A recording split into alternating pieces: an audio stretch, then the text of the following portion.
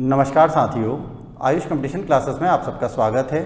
हम current affairs पढ़ रहे हैं जिसमें हम अक्टूबर 2021 की प्रमुख घटनाओं को एक भाग में देख चुके हैं और आज हम अपना इसमें दूसरा भाग शुरू करते हैं। सबसे पहले हम बात करते हैं चर्चित व्यक्तित्व।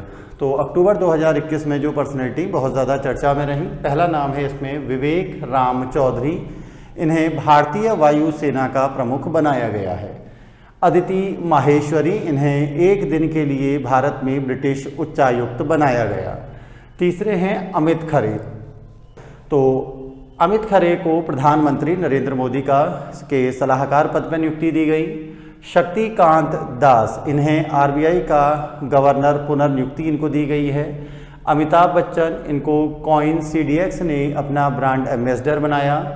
चाचा चौधरी, ये एक कार्टून कैरेक्टर हैं और नमामि गंगे मिशन का इनको शुभंकर बनाया गया है। कंगना रनौत, जो कि एक फिल्म अभिनेत्री हैं, तो उत्तर प्रदेश सरकार की एक योजना है वन डिस्ट्रिक्ट वन प्रोडक्ट, तो उसके लिए इन्हें ब्रांड एम्बेसडर नियुक्त किया गया है। हरनाज संधू, यह मिस यूनिवर्स 2021 बनी हैं। कर्नल ममाडी डोबोया, इन्हें गिनी का राष्ट्रपति नियुक्त किया गया है। इसके बाद के गोयल, इन्हें आईबीए यानी भारतीय बैंक संघ का अध्यक्ष नियुक्त किया गया। एयर मार्शल संदीप सिंह, इन्हें भारतीय वायुसेना का नया उपप्रमुख बनाया गया है। इसके अलावा अन्य चर्चित व्यक्ति हैं रितेश चौहान, इन्हें भारतीय फसल बीमा का सीईओ नियुक्त किया गया है। इम्तियाज़ अली, जो कि बॉलीवुड से जुड़े हुए हैं और इन्हें ब्रांड एम्बेसडर बनाया गया है रूसी फिल्म महोत्सव। नीरा टंडन, इन्हें व्हाइट हाउस, जो कि अमेरिका के राष्ट्रपति का निवास है, वहां पर स्टाफ सेक्रेटरी के पद पर नियुक्ति दी गई है। अनिता आनंद, यह भारतीय मूल की हैं और इन्हें कनाडा में रक्षा मंत्री नियुक्त किया गया है। मीरा मोहंती, पीएमओ में संयुक्त सचिव के पद पर नियुक्त हुई हैं। अलेक्जेंडर शालिनबर्ग, यह जर्मनी के नए चांसलर नियुक्त हुए हैं, इससे पहले वहां पर चांसलर थी एंजेला मर्केल।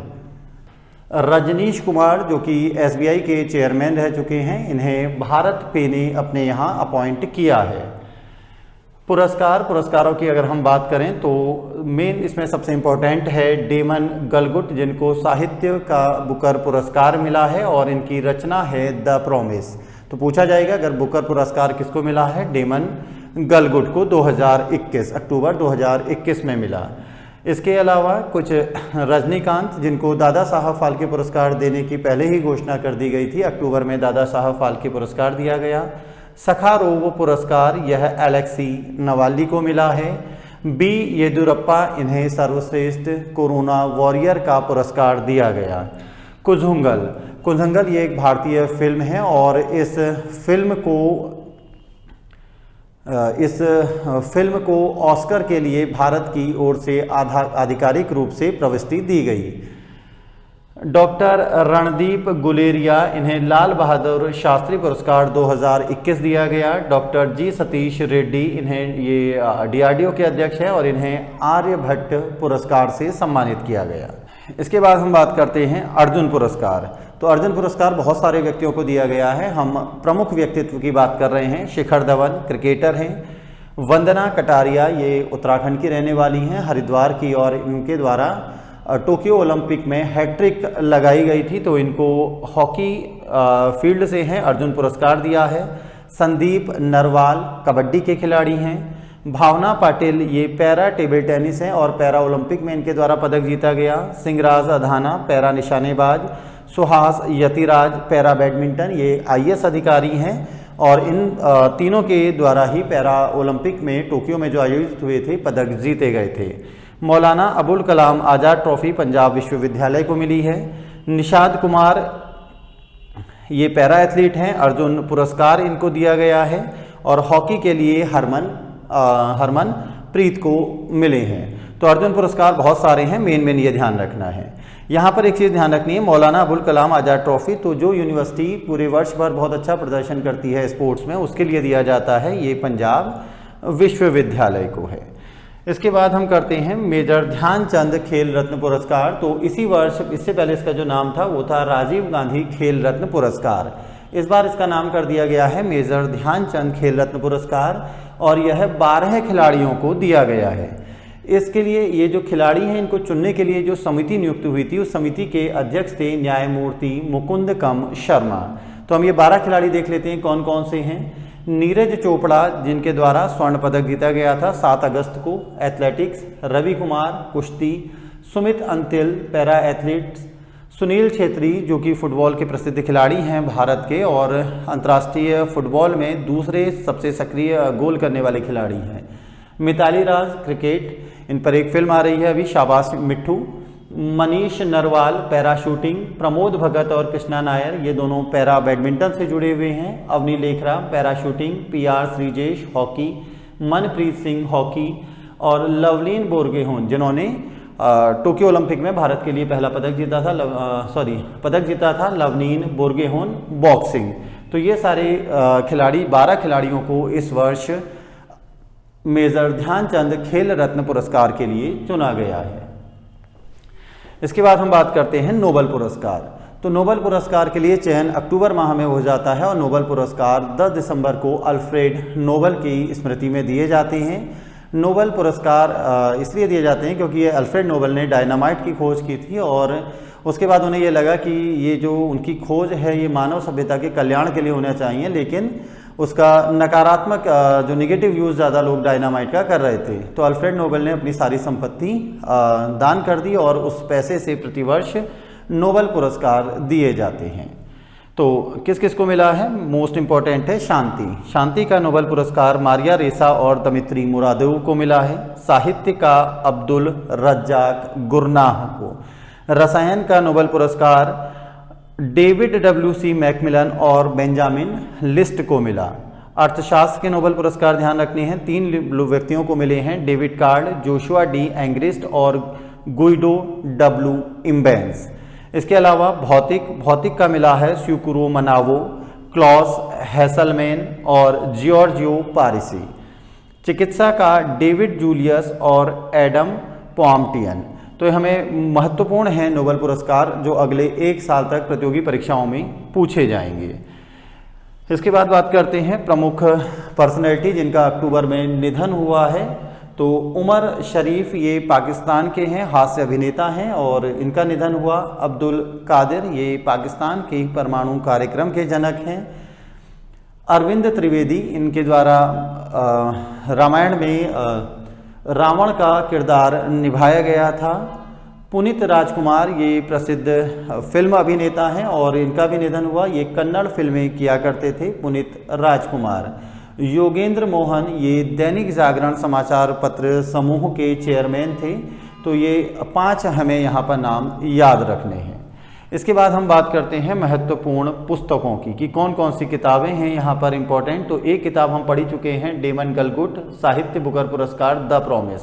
तो द प्रॉमिस डेमन गलगुट की है, ये 2021 की ध्यान रखनी है। अर्थशास्त्री गांधी ये किताब है जय तीर्थ राव की। Writing for my life Ruskin bond most important है, उत्तराखंड से जुड़े हुए हैं रस्किन बॉन्ड। इसके बाद एक्चुअली आई मेट देम ये गुलजार की है, गुलजार बॉलीवुड में जुड़े हुए हैं, गीतकार हैं। इसके अलावा लास्ट जो इसमें फिल्म आपको पुस्तक याद रखनी है उसका नाम वो है किताब है जेफरी ऑर्चर के द्वारा लिखी गई है ये किताब। जेफरी ऑर्चर की किताब का नाम है ओवर माई डेड बॉडी। तो ये आपको 5-6 किताबें याद रखनी हैं। अर्थशास्त्री Gandhi, writing for my life, over my dead body, actually I met them और द प्रॉमिस। वर्ष दिवस और सप्ताह। तो 1 अक्टूबर अंतर्राष्ट्रीय वृद्धजन दिवस के रूप में मनाया जाता है। इसके बाद 2 अक्टूबर महात्मा गांधी की जयंती है, लाल बहादुर शास्त्री की जयंती है और इसे 2 अक्टूबर को अंतर्राष्ट्रीय अहिंसा दिवस के रूप में भी मनाया जाता है महात्मा गांधी के जन्मदिन को। और ये हमने 2007 से मनाना शुरू किया है। 2 से 8 अक्टूबर तक वन्य प्राणी सप्ताह मनाया गया।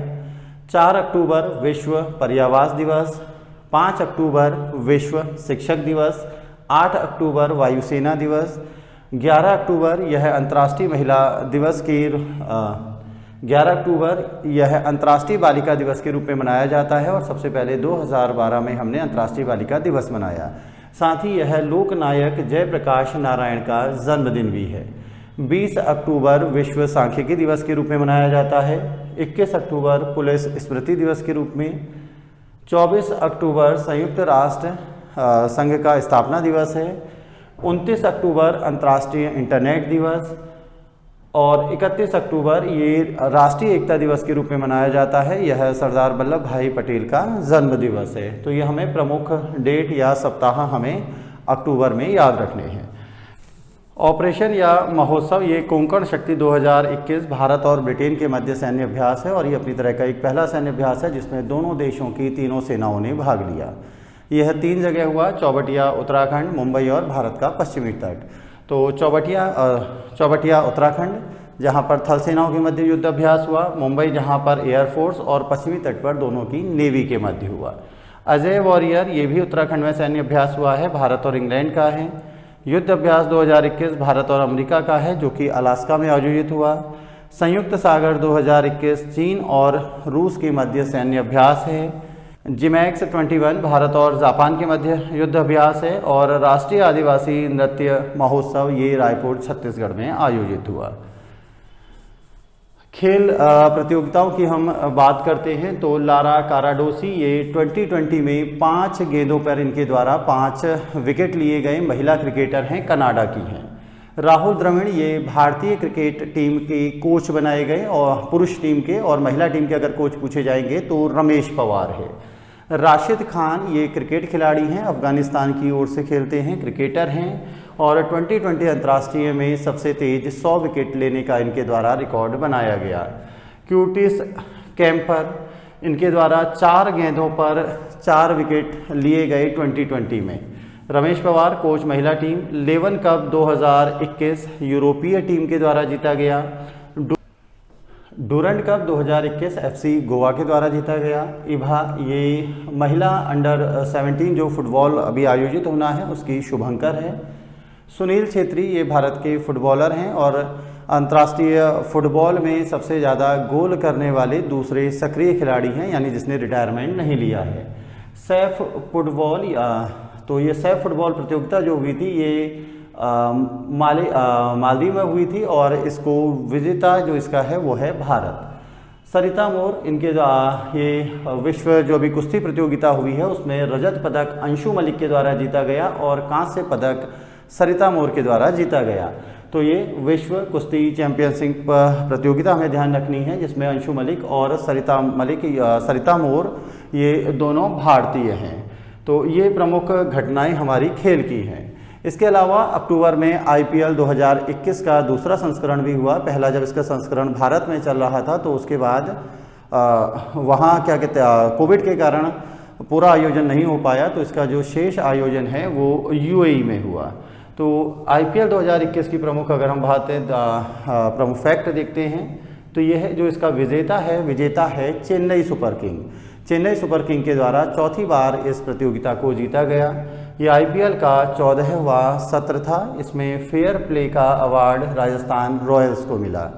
ऑरेंज कैप मिलती है उस खिलाड़ी को जो सबसे ज़्यादा रन बनाता है प्रतियोगिता में, तो ये है ऋतुराज गायकवाड़ और ये उस समय चेन्नई सुपर किंग के लिए खेलते थे।